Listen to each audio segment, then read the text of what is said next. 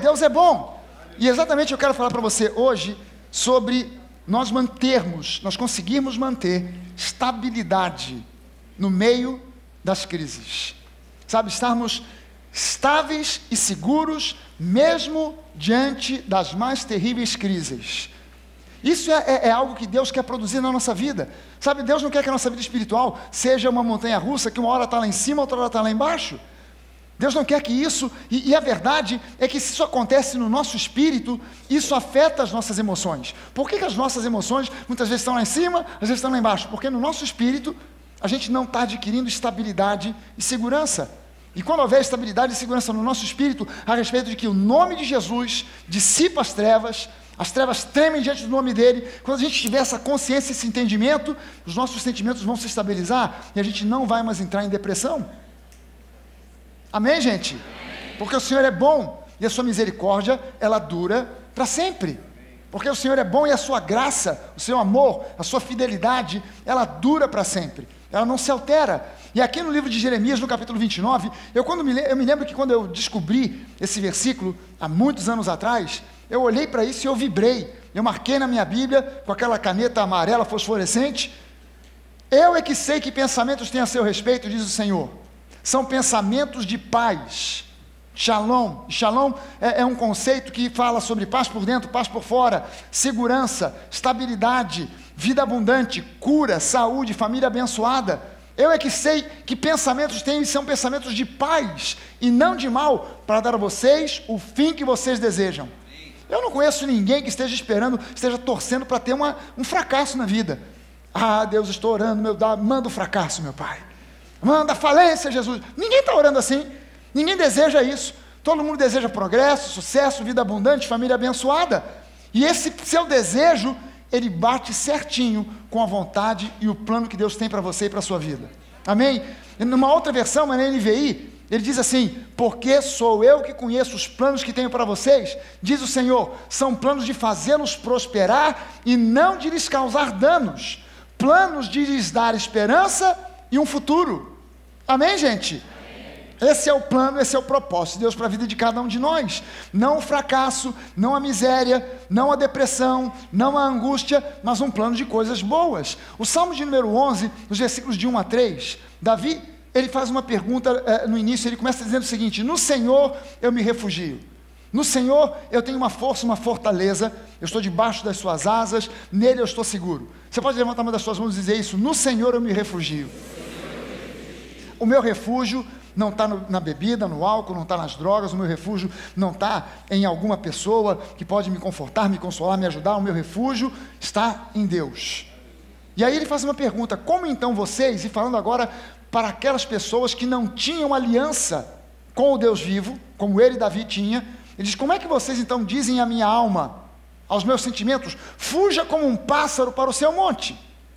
Porque eis aí os ímpios, armando os seus arcos, colocam a flecha na corda, para as escondidas dispararem contra os retos de coração.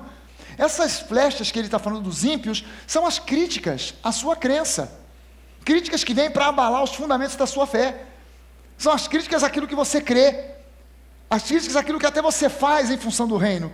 Você é dizimista, é ofertante, você vai receber críticas. Você frequenta a igreja. Gente, você pode vir à igreja poucas vezes. Você só vem domingo à noite no culto de 7h30. Vai ter alguém que vai dizer que você: poxa, mas você vai à igreja todo domingo? Pô, mas é todo domingo? Todo domingo? Pois é. E se você disser: não, mas eu também vou de manhã e vou de noite, e é a mesma mensagem, e eu vou porque me abençoou, mas você é um fanático. É uma flecha que estão tentando mandar para o seu coração, para abalar a sua fé. Agora, olha só o que ele diz no versículo 3.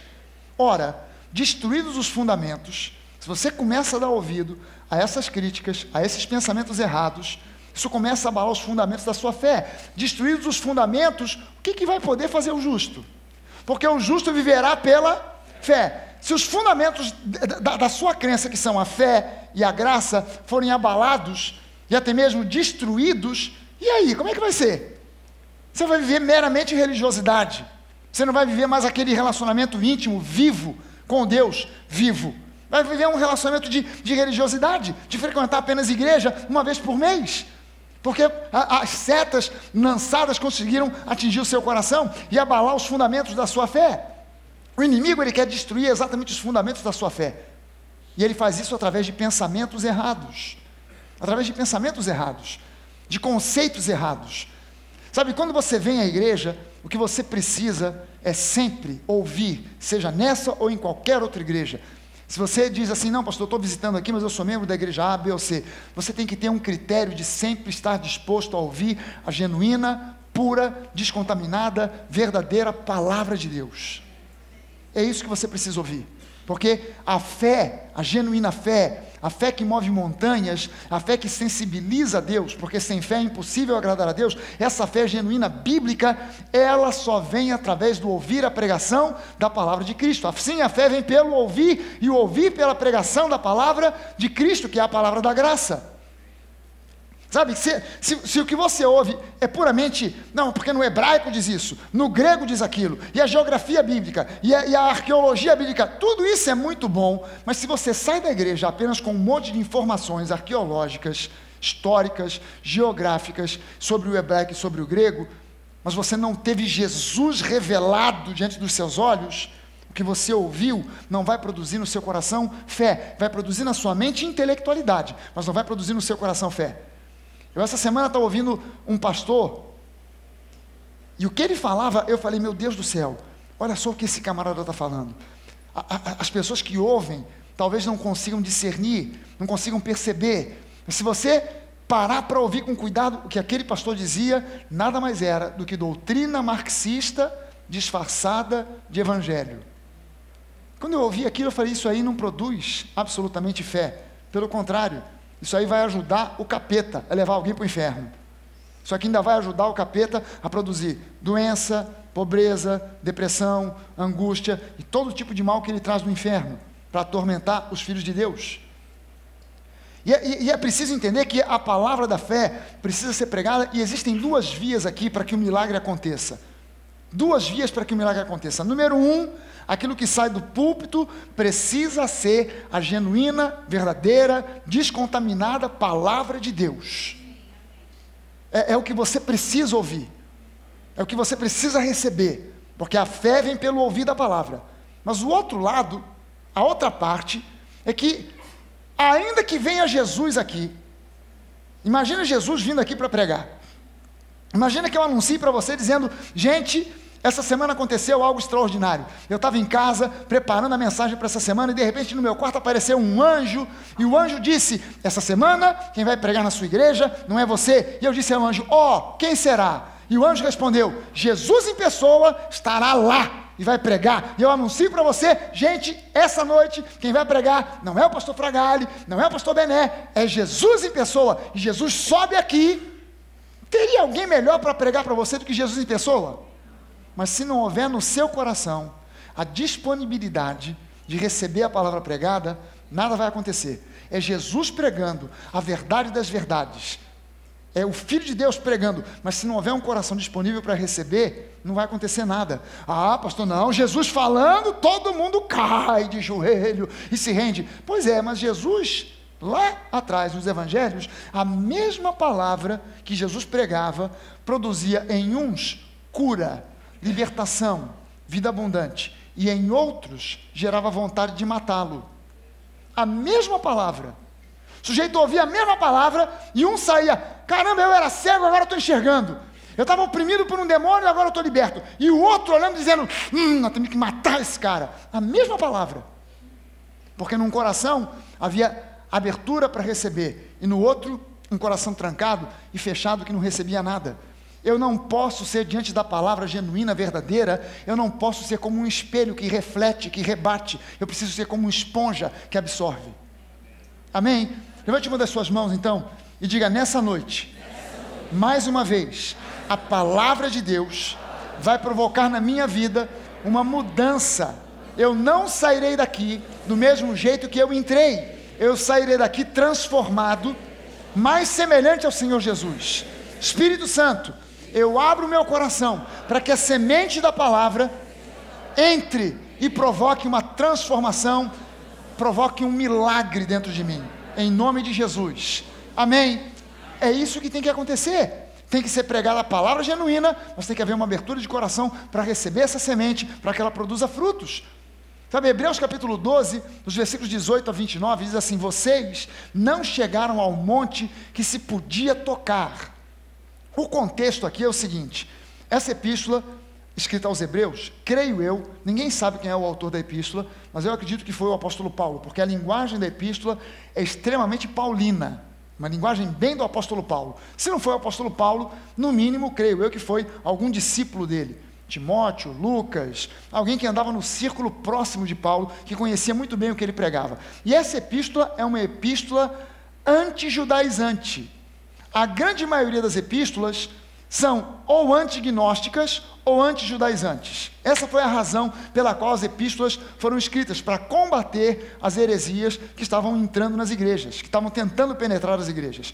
E logo no início da igreja, logo na primeira década da igreja, as falsas doutrinas começaram a invadir a igreja. E as duas grandes doutrinas falsas eram, número 1, o gnosticismo. O gnosticismo era a doutrina mística, que dizia que Jesus, em carne e osso, não existia, ele era virtual. Que na cruz, quem morreu não foi Jesus, era um homem comum. E se Jesus não morreu, ele não ressuscitou. Se ele não ressuscitou, por isso que o apóstolo Paulo disse: se Jesus não ressuscitou, a nossa fé é vã. Mas os gnósticos pregavam isso, e outros tipos de misticismo. Não, nossa doutrina é secreta, não pode ser pregada assim na igreja, você tem que entrar para o nosso círculo e passar pelo estágio número 1, para depois ir para o estágio número 2, para você chegar até o topo de conhecer os segredos não revelados que Deus revelou somente a nós, os gnósticos. Então Paulo escreve para combater esse tipo de doutrina. O outro tipo de doutrina que Paulo combatia eram alguns judeus que se diziam convertidos, mas ensinavam na igreja o seguinte: você, para ser salvo, não basta ter Jesus. Jesus é um adendo. Jesus é uma coisinha a mais. Mas se você quiser salvação, você tem que guardar e obedecer a lei de Moisés e todas as tradições do judaísmo. Mas veja bem o seguinte: a epístola não é antissemita, ela é anti-judaizante. Entendeu? O fato da epístola ser anti-judaizante não significa que ela é antissemita. O antissemitismo é alguém que se posiciona contra o povo judeu. Nós, como cristãos em Cristo Jesus, como crentes em Cristo Jesus, nós precisamos amar cada vez mais o povo judeu e a terra de Israel. Por quê? Porque eles e nós somos um só povo. Eles são os nossos irmãos afastados, porque ainda não reconheceram a Jesus como Messias. Mas isso já está acontecendo. Amém, gente? Na verdade, os nossos irmãos afastados não são outras religiões que se dizem cristãs, são exatamente o povo de Israel, o povo judeu, que mora no Brasil, que mora na Inglaterra, que mora onde for, mas eles são os nossos irmãos afastados. Eles só ainda não reconheceram em massa como um povo que Jesus é o Messias, mas isso já está acontecendo. Amém? Nós precisamos amar cada vez mais o povo de Israel e Israel. Ah, pastor, mas e a questão palestina? Deixa eu te dizer uma coisa. Esse povo chamado palestino não existe nem nunca existiu. Não existe na história um povo chamado palestino. Como existiu, por exemplo, um povo chamado egípcio. O povo egípcio era um povo que habitava a terra do Egito e realmente existiu. Era uma etnia que existia no Egito. Mas essa etnia palestina nunca existiu. Da onde vem essa história do povo palestino? Lá atrás, quando Roma dominava Israel, a terra de Israel e todo o mundo, um homem, um judeu chamado Bar Kokhba, pegou o nome do cara? Consegue repetir? Bar Kokhba. Tem que dar essa coçada no céu da boca. Kokhba. Esse camarada era um judeu que resolveu fazer uma revolta contra os romanos. A revolta deu errado. Algumas pessoas até pensavam que ele era o Messias. Mas a revolta deu errada. Ele morreu, foi decapitado. E por raiva, por vingança, o governador, ou melhor, o imperador romano, que era Adriano, o imperador Adriano, ele mudou o nome da cidade de Jerusalém, que virou Hélia Capitolina, em homenagem ao deus Júpiter Capitolino, que era o deus que ele adorava, e ele profanou o templo, colocou uma estátua de Júpiter Capitolino dentro do templo de Salomão, e aumentou ainda mais a revolta do povo.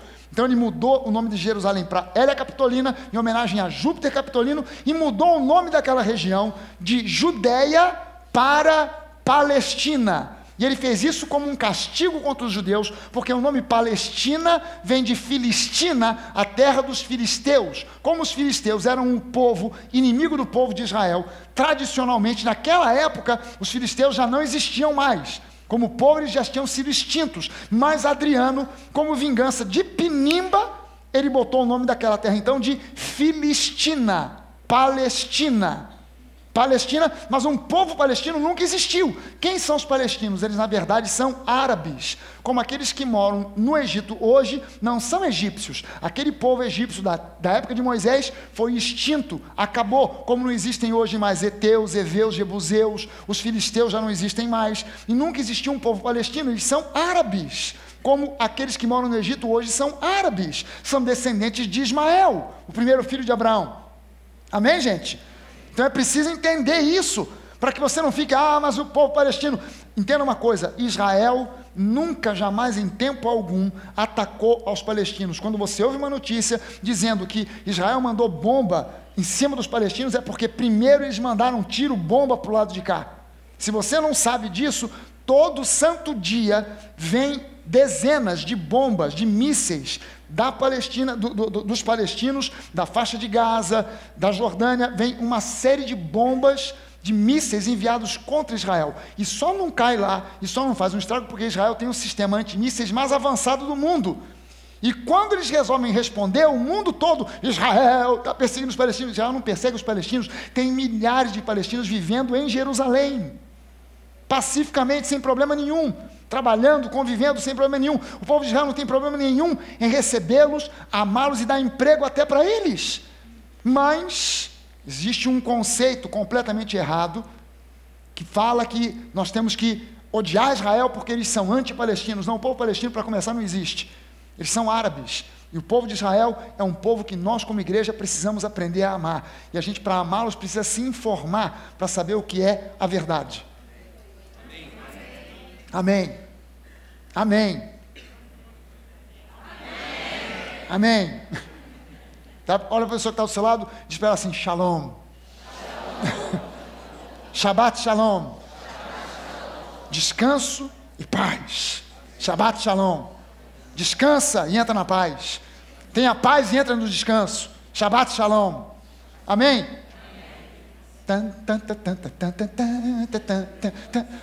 Não vamos começar a cantar música judaica, não.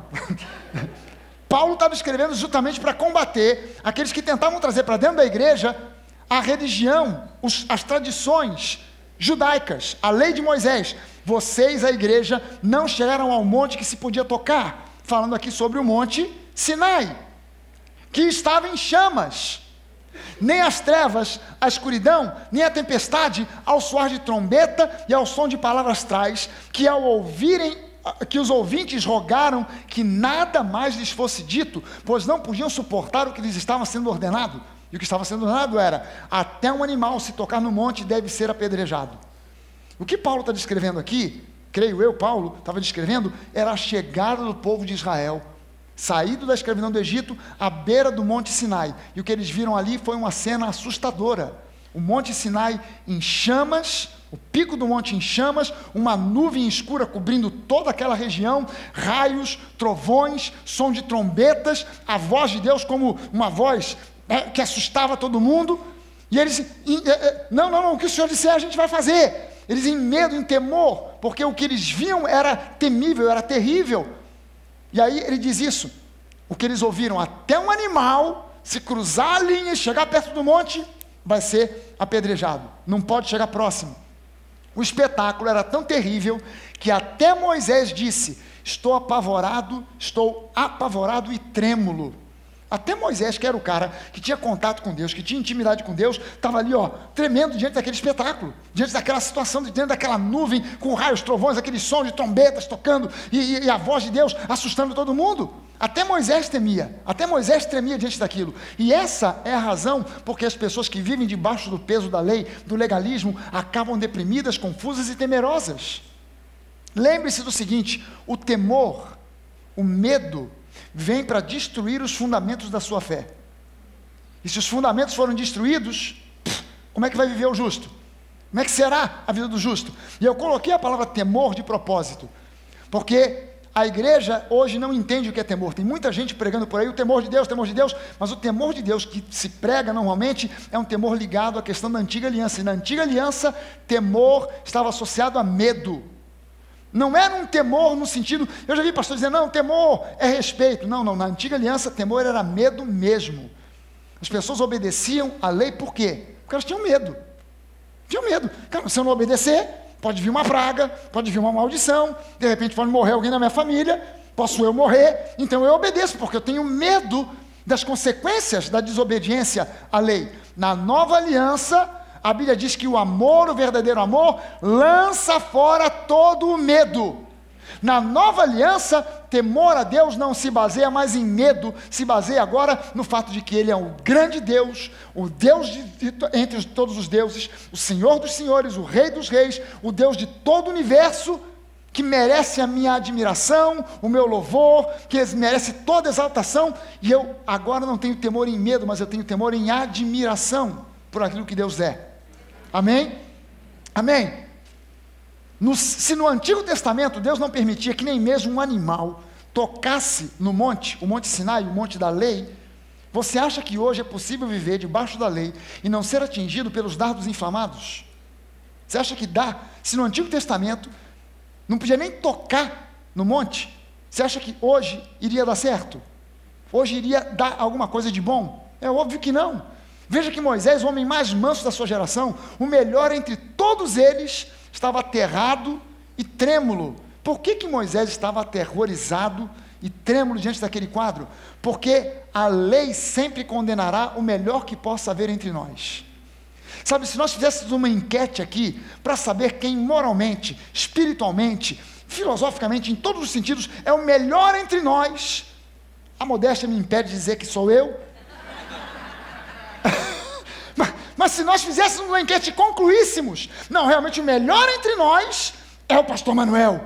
Bota ele numa cadeira e leva no ombro, e tal. A lei condena o melhor que possa haver entre nós. Enquanto que a graça, ela salva, ela abençoa o pior que possa haver entre nós, que eu preciso reconhecer que sou eu. O pior que possa haver entre nós, a graça dá jeito. A lei condena o melhor que possa haver entre nós. Por isso Moisés estava trêmulo. Continuando o texto lá de Hebreus 12, mas vocês chegaram, foi ao Monte Sião. Você entende que esse texto agora, o apóstolo está fazendo uma comparação entre o Monte Sinai, onde aquele povo da igreja não havia chegado, e o Monte Sião. E ele diz, vocês chegaram, foi ao Monte Sião, a Jerusalém celestial, a cidade do Deus vivo, chegaram aos milhares de anjos em alegre reunião, a igreja dos primogênitos, cujos nomes estão escritos nos céus. Vocês chegaram a Deus, o juiz de todos os homens, aos espíritos dos justos aperfeiçoados. Levante uma das suas mãos e diga isso, eu já cheguei a Deus, eu já cheguei a comunhão dos justos aperfeiçoados. Aleluia!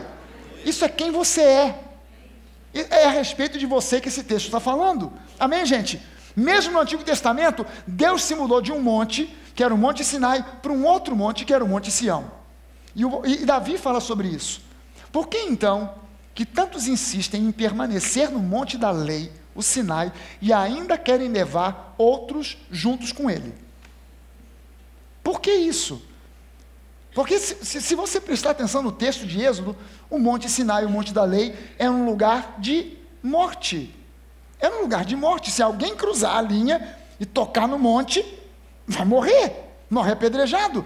Por que hoje ainda muitas pessoas insistem em voltar para o Monte da Lei, quando na verdade nós deveríamos estar agora morando, habitando em Sião, o Monte da Graça? Salmo 68, no versículo 15, diz assim, Monte Altíssimo é o Monte de Bazã. E esse termo Bazã se refere ao Monte Sinai. O Monte Sinai fica numa região que era conhecida naquela época como região de Bazã. E aí o salmista diz, Monte Altíssimo é o Monte de Bazã, o Monte Sinai. Agora olha só a pergunta que ele faz, por que olham com inveja, ó montes elevados, para o monte que Deus escolheu para a sua habitação, que é o Monte Sião? O Senhor habitará nele para sempre. Se você der uma olhada no livro de Salmos, você vai ver que o livro de Salmos cita o Monte Sião N vezes. mas só cita o Monte Sinai uma vez, no Salmo 68, para dizer que o Monte Sinai tinha inveja do Monte Sião. Olha só, o Monte Sinai é um monte super elevado, o Monte Sião é apenas uma colina, mas Deus resolveu se mudar para lá. E qual é o gancho que Davi usa para dizer isso, que Deus se mudou do Sinai para o Monte Sião? Você sabe que na Bíblia diz que durante o reino de Salomão, o povo de Israel foi a uma guerra contra os filisteus, e nessa guerra, eles perderam a guerra, e ainda por cima, levaram para o campo de batalha a Arca da Aliança, que era a presença de Deus. A Arca da Aliança no Antigo Testamento, literalmente, era a presença de Deus no meio do povo de Israel. Sem a Arca, Deus estaria distante. Eles acharam que perderam a primeira batalha, porque não tinham levado a Arca. Aí eles pegam a Arca, levam para o campo de batalha, eles não só perdem a batalha, como os filisteus sequestram a Arca, porque Deus já não estava no meio deles há muito tempo. E eles levam a arca, e durante muito tempo, essa arca ficou fora do tabernáculo, que era o lugar onde ela deveria estar. Naquela época ainda não existia o templo de Salomão, então a arca ainda estava no tabernáculo. E o tabernáculo nessa época, ele foi fixo, o tabernáculo que era móvel durante a jornada de Moisés pelo deserto, agora no tempo de Davi, o tabernáculo foi colocado fixo numa cidade chamada Gibeon, que você lê no Antigo Testamento, e muita gente diz Gibeon, mas que na verdade se chamava Gibeon. Qual era o lugar da arca? Era em Gibeon, no Santo dos Santos do tabernáculo. Aí Davi pega a arca, traz agora de volta, e ele coloca a arca em Jerusalém. Jerusalém era a cidade mais santa de Israel, porém o lugar da arca era em Gibeon, mas ele traz a arca e coloca em Jerusalém, no alto do Monte Sião. E durante 40 anos, as pessoas viam a arca e ninguém morria. No deserto, se alguém visse a arca, pum, caía fulminado. Agora, durante 40 anos, havia louvor, adoração diante da arca, e foi um tempo, um período, em que Deus demonstrou simbolicamente a sua graça. E por isso o Monte Sião foi relacionado agora com a graça, o Monte da Graça. E por isso agora Davi diz, Deus se mudou do Monte da Lei, o monte onde a lei foi dada, para o Monte da Graça, o Monte Sião. Deus se mudou para lá. E por que você, Monte Sinai, está com inveja? Foi Deus que fez essa escolha. Ele está habitando ali. E hoje, Deus não habita nem no Monte Sião, nem no Monte Sinai. Sião hoje é um símbolo do nosso coração, que é onde Deus habita para sempre. Amém? É onde Deus habita para todo sempre. O Monte Sinai é local de servos. O Monte Sião é local de filhos. Você e eu somos filhos. A nossa condição é de filhos. Nós somos servos por opção, mas a nossa condição é a condição de filhos. E alguém lá de trás diga amém. Amém. Agora alguém aqui da frente diga amém. Amém. Agora só as mulheres digam amém. Amém. Agora só os homens digam amém. Amém. Agora todo mundo junto. Amém. 1 Coríntios 15:56 diz para nós o seguinte: o aguilhão, o ferrão da morte é o pecado. Olha só, Paulo está comparando aqui a morte com um escorpião. E ele está dizendo, o aguilhão, o ferrão da morte é o pecado. Mas o veneno, a força do pecado, é a lei. Caramba! Se a força do pecado é a lei, então o oposto também é real. A força da santidade é a graça. Quanto mais você mergulha na lei, mais pecado predomina. Mas quando você mergulha de cabeça na graça, mais santidade é produzida. Amém? Amém. Aleluia! No primeiro Pentecostes da Antiga Aliança, a lei foi dada e 3.000 pessoas morreram. Pergunte para qualquer judeu o que é celebrado para eles na festa de Pentecostes. É a vinda da lei. Moisés recebe a lei no primeiro Pentecostes, ou seja, eles saem do Egito na primeira Páscoa, eles celebram a primeira Páscoa no Egito, saem, atravessam o deserto, 40 dias depois, ou melhor, 50 dias depois, Moisés sobe o Monte Sinai e ele recebe as tábuas da lei. Mas quando ele desce o Monte Sinai com as tábuas da lei, ele encontra o povo adorando a um bezerro de ouro. Ele quebra as tábuas, desce e 3.000 pessoas morrem. Interessante que no Novo Testamento, no primeiro Pentecostes da Nova Aliança, o que foi dado foi o Espírito Santo. 120 discípulos de Jesus reunidos no cenáculo, de repente no dia de Pentecostes, 50 dias depois da morte de Jesus, 10 dias depois da sua ascensão, Jesus passa 40 dias depois de ressuscitado, repassando com seus discípulos aquilo tudo que ele ensinou durante 3 anos e meio. E 10 dias depois, vem sobre eles, ele ascende aos céus, e 10 dias depois, vem sobre os discípulos o Espírito Santo no dia de Pentecostes. Eles recebem o Espírito Santo e 3.000 pessoas nascem de novo. É uma comparação para você olhar e ver esse número de 3.000 não é por um acaso, é para você ver a consequência da prevalência da lei e a consequência da prevalência da graça. 3.000 pessoas nascem de novo. Atos 2, 1 e 2 diz lá que chegando o dia de Pentecoste, estavam todos reunidos num só lugar, e de repente veio do céu um som, como de um vento muito forte, e encheu toda a casa na qual estavam assentados. Esse termo é muito importante. Eles não estavam de pé, não estavam pulando, não estavam andando de um lado para o outro, ansiosos, preocupados, eles estavam sentados, assentados. Quando você compara isso com o primeiro Pentecostes da história, no Antigo Testamento, livro de Êxodo, no primeiro Pentecostes, todos estavam de pé, aos pés do Monte Sinai. No primeiro Pentecostes da Nova Aliança, todos estavam assentados sobre o monte Sião. No primeiro Pentecostes, embaixo, de pé, ansiosos. No primeiro Pentecostes da Nova Aliança, assentados, descansando sobre o monte que representa a graça, o Monte Sião.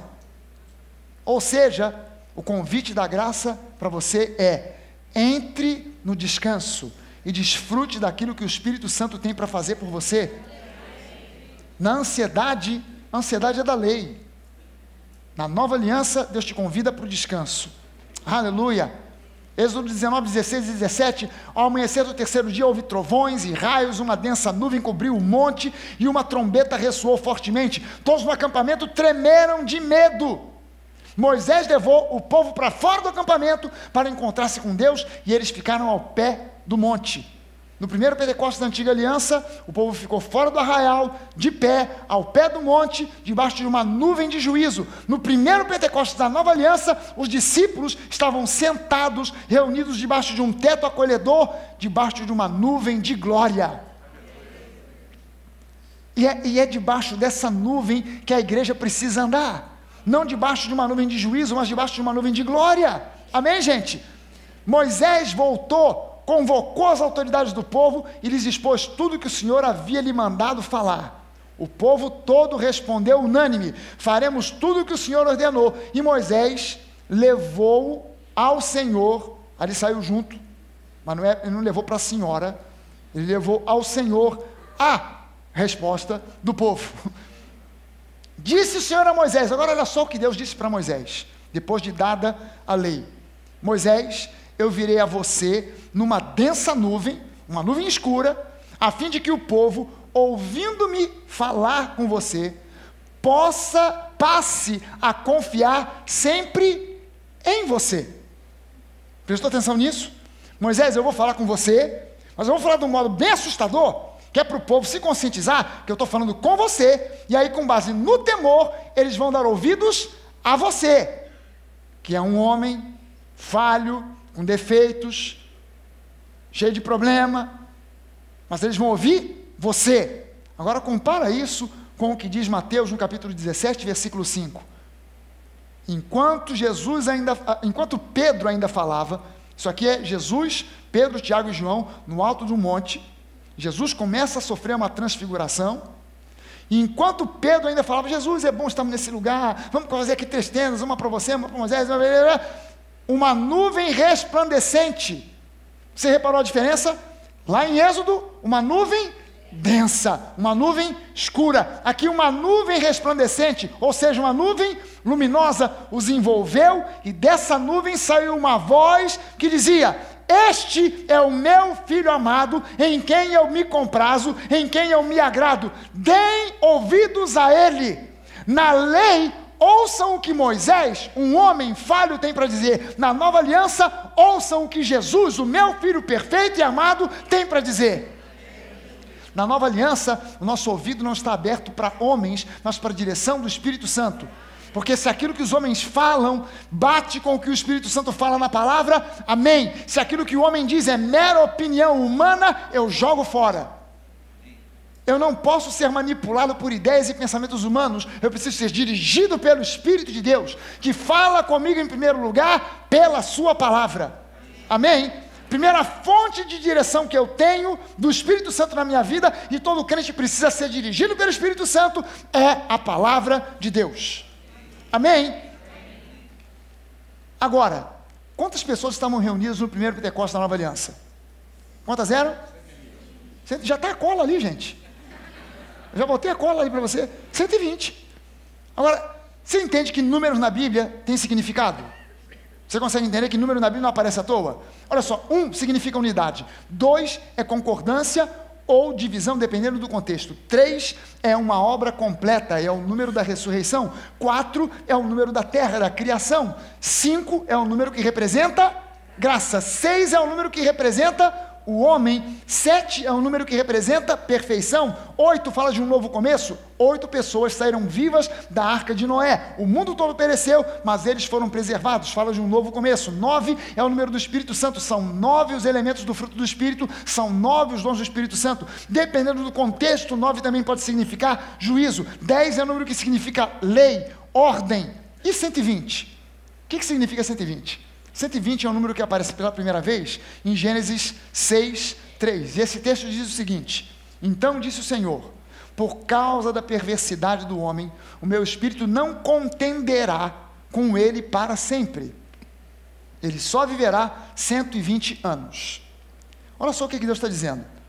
O homem até agora tem vivido 900 anos, 900 e lá vai fumaça, 900 e não sei quantos. Mas o homem tem um coração duro. E eu falo com o homem, meu espírito fala o coração do homem, e o homem resiste, o homem resiste, o homem resiste. Sabe de uma coisa? Eu vou encurtar a vida desses camaradas. Eles agora vão viver só 120 anos. Você e eu temos potencial para viver 120. Quem chega aos 80 já chega, aleluia, chega aos 80. Mas tem potencial para chegar aos 120.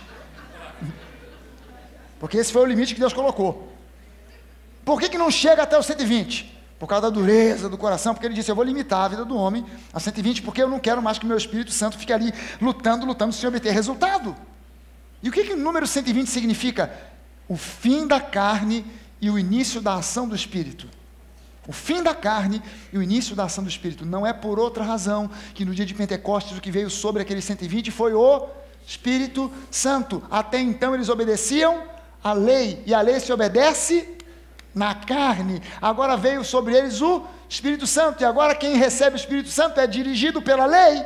Não, é dirigido pelo Espírito Santo de Deus. Aleluia! No dia da inauguração do templo de Salomão, a Bíblia diz que tinham 120 sacerdotes, tocando trombetas, shofarim, que é plural de shofar, que é culto com o pastor Fraga, também é cultura. Shofar, singular. Qual é o plural? Shofarim. Não é shofarim, shofarim. Shofarim, 120 sacerdotes tocando shofar, cada um deles tocando um shofar e cantando, porque o Senhor é bom e a sua misericórdia dura para sempre. Porque o Senhor é bom e a sua misericórdia dura para sempre. Essa palavra misericórdia no hebraico, hesed, e hesed significa misericórdia, bondade, amor, graça, fidelidade, porque a misericórdia do Senhor, o amor do Senhor, a graça do Senhor dura para sempre. 120 caras tocando shofar, cantando e declarando porque o Senhor é bom e a sua misericórdia dura para sempre. De repente veio uma nuvem espessa, densa, escura. Não, veio uma nuvem de glória, invadiu aquele lugar ao ponto dos caras ter que sair assim, ó, aleluia. Então a Bíblia diz que eles saíram engatinhando porque ninguém conseguia ficar lá dentro, porque a glória do Senhor invadiu aquele lugar. 120 caras determinando o fim da carne e o início da ação do Espírito. Agora imagina se todos os membros da Nova, que segundo o nosso cadastro são mais de 3.000 pessoas, se todos nós saíssemos por essa cidade, clamando e declarando, porque o Senhor é bom, e a sua misericórdia dura para sempre, o Senhor é bom, e a sua graça dura para sempre, o Senhor é bom, e Ele ama você, e o amor dEle dura para sempre. Imagine 3.000 pessoas declarando isso pela internet, declarando isso pelo WhatsApp, declarando isso pelo Facebook, declarando isso pelo Orkut, e tudo quanto é mídia, e declarando porque o Senhor é bom, e a sua misericórdia dura para sempre. O Senhor é bom e a sua misericórdia dura para sempre. Falando para os seus vizinhos, para os seus parentes, para os seus amigos, o Senhor é bom. O que é enfermidade veio de Deus? Não, o Senhor é bom e a sua misericórdia dura para sempre. Você vai mudar essa cidade. Há um potencial na Nova para mudar a cidade do Rio de Janeiro, quando todos nós, como esses 120, começamos a declarar: o Senhor é bom, e a sua misericórdia, ela dura para sempre. Aleluia! Com isso, o templo se encheu daquela nuvem de glória do Senhor. Hebreus 12 agora, seguindo adiante: mas vocês chegaram ao monte Sião.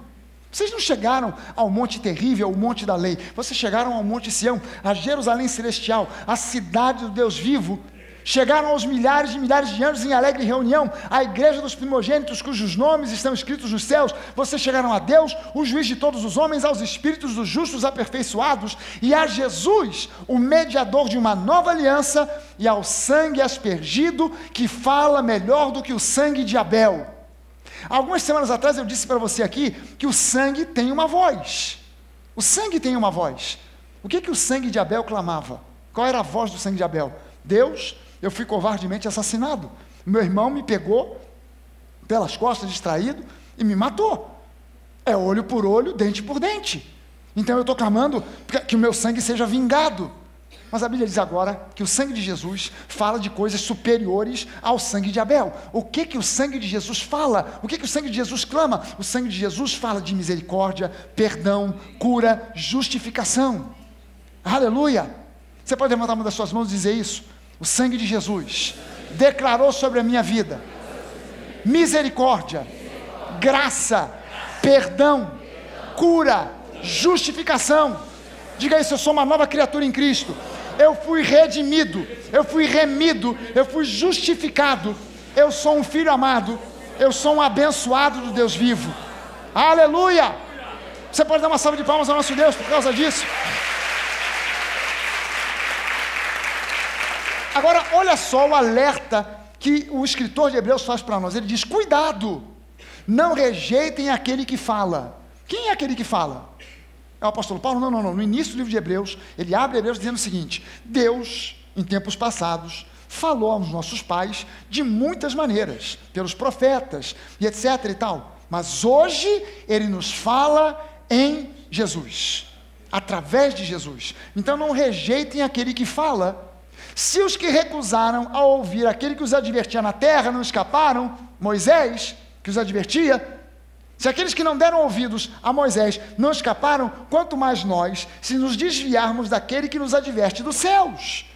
Ou seja, se nós pararmos de ouvir a Jesus e começarmos a ouvir as críticas do mundo, os fundamentos da nossa fé vão começar a rachar, vão começar a desabar. E se os fundamentos forem destruídos, o que vai sobrar para o justo? Como é que vai ser a vida do justo? Aquele cuja voz outrora abalou a terra, agora promete: ainda uma vez abalarei não apenas a terra, mas também os céus. E essa é uma promessa que o escritor de Hebreus cita de Ageu capítulo 2, versículo 6. Entenda uma coisa: hoje nós estamos vivendo num tempo, num período em que Deus está permitindo que a terra seja abalada. Olhe só para a sua volta. Você pensa que esse problema dessa polarização, dessa brigalhada entre direita e esquerda, Bolsonaro e Haddad, quem é a favor de um e do outro, você pensa que isso é uma coisa que está acontecendo só no Brasil? Nos Estados Unidos está pior ainda. Na Europa, a situação é a mesma. E não pense que entrar nessa briga vale a pena. Não pense que vale a pena. O que salva o homem não é a ideologia A, B ou C. O que salva o homem é Jesus.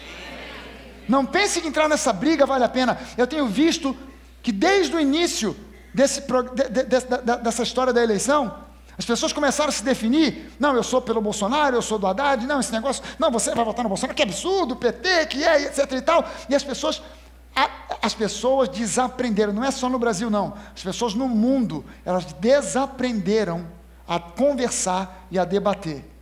As pessoas se tornaram cada vez mais burras.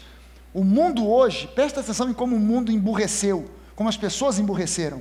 O mundo hoje, pelo desenvolvimento tecnológico e intelectual do homem, hoje o mundo já deveria viver em plena paz. Não deveria haver mais uma guerra no mundo. Mas continua havendo guerras, revoluções e mortes.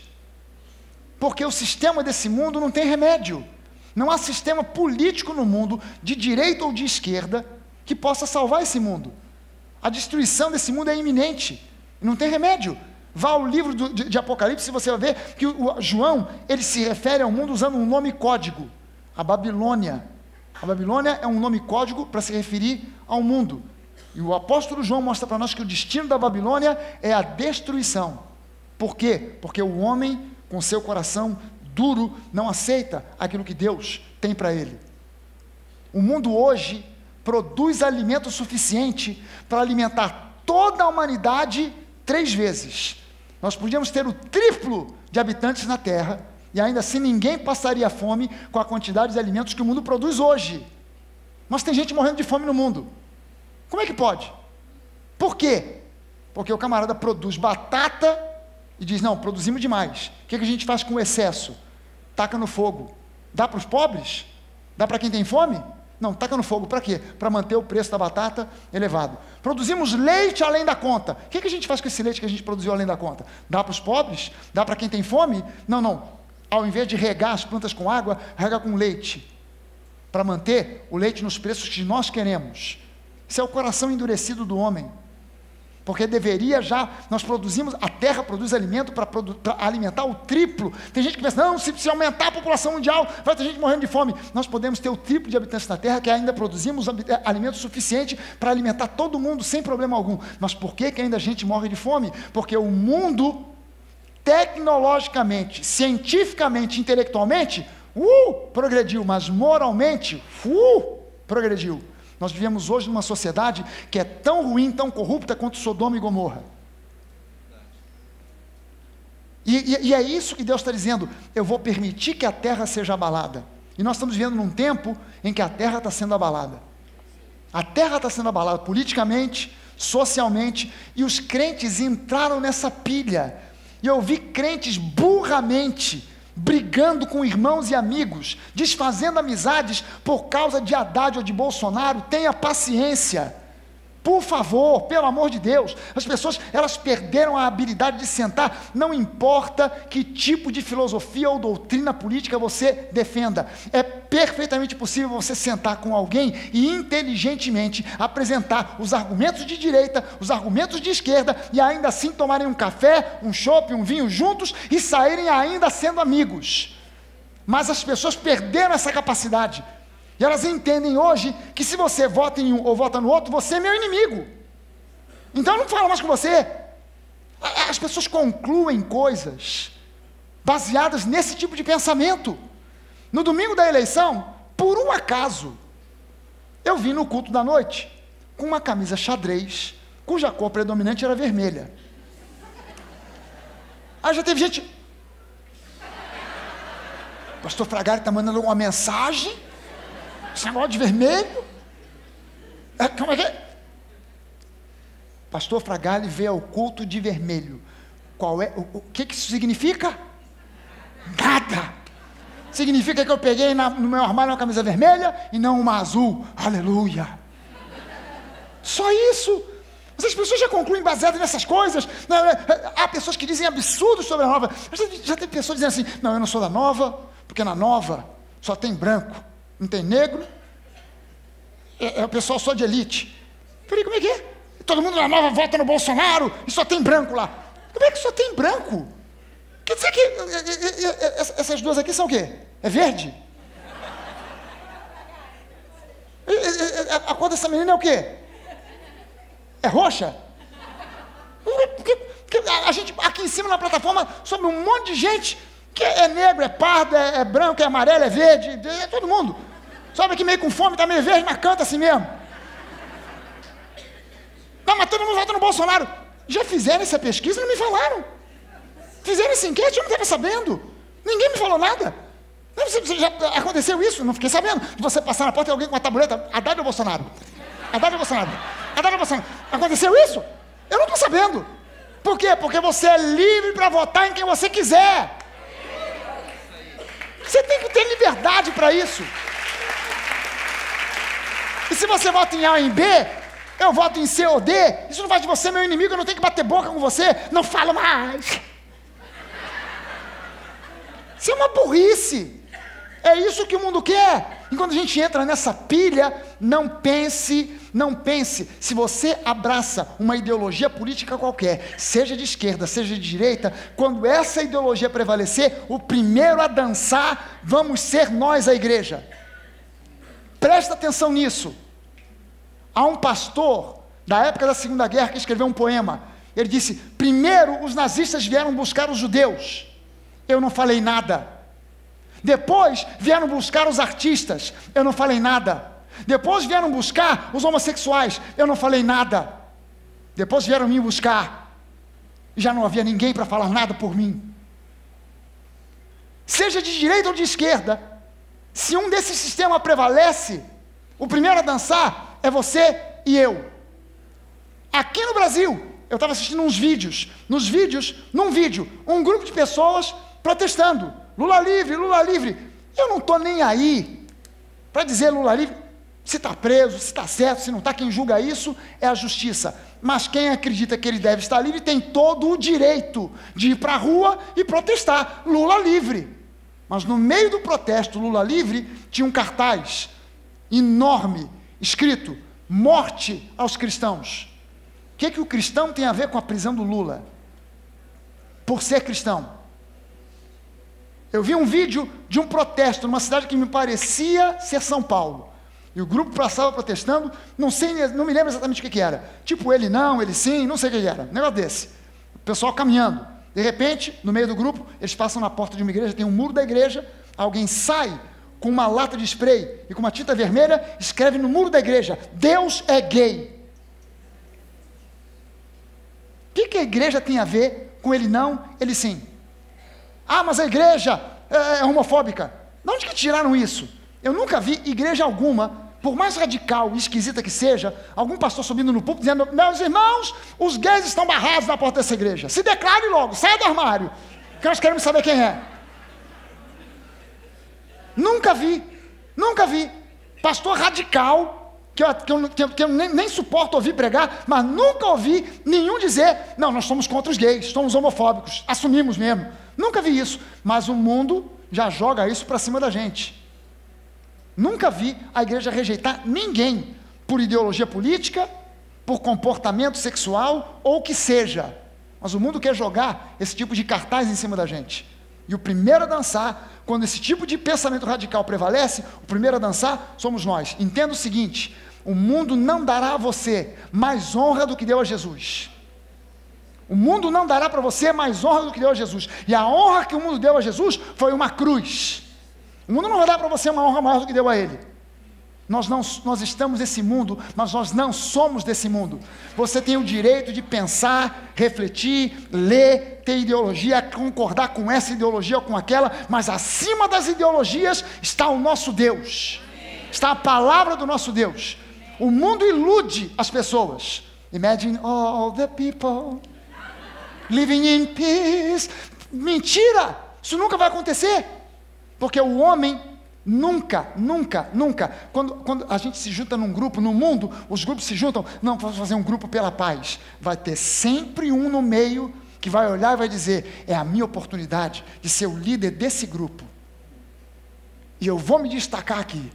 E eu vou comandar, eu vou mandar. E se não aceitarem, aí eu acabo com imagine all the people. E começo a botar o meu jeitão ditatorial, mandão. Porque é assim que o mundo tem que andar.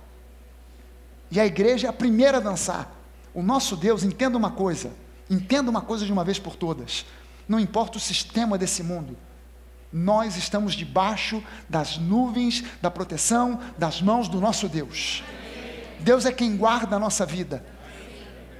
Quando você olha para o livro de Êxodo e você vê Deus mandando pragas e mais pragas e mais pragas, abalando o Egito, como está abalando agora o mundo, abalando o Egito. O povo de Deus teve alguma praga? Água em sangue. Ninguém bebia água, todo mundo morrendo de sede no Egito. E o povo de Deus bebendo água à vontade. Trevas sobre todo o Egito, todo mundo andando nas trevas, todo mundo, que escuridão, não consigo enxergar mais nada. E na terra de Goshem, onde o povo de Israel morava, tinha luz à vontade. Porque Deus cuida do seu povo. não importa o tamanho da crise, se Deus não cuidar de nós, Ele deixa de ser Deus, porque Ele prometeu. Pode ser uma palavra que pareça ousada demais, mas a verdade é que Deus, Ele chega a nos convidar, provai-me nisso. Por quê? Porque Ele, Deus, Ele se garante. Se Ele prometeu, Ele cumpre.